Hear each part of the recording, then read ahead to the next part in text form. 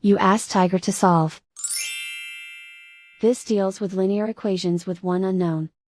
The final result is n equals 4. Let's solve it step by step.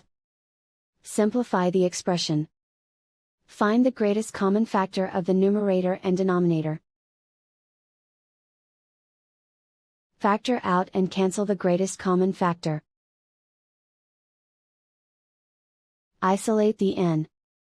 Multiply both sides by 8.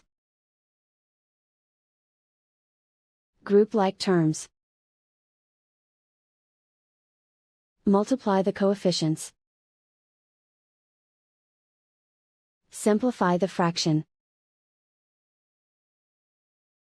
Multiply the fractions. Find the greatest common factor of the numerator and denominator.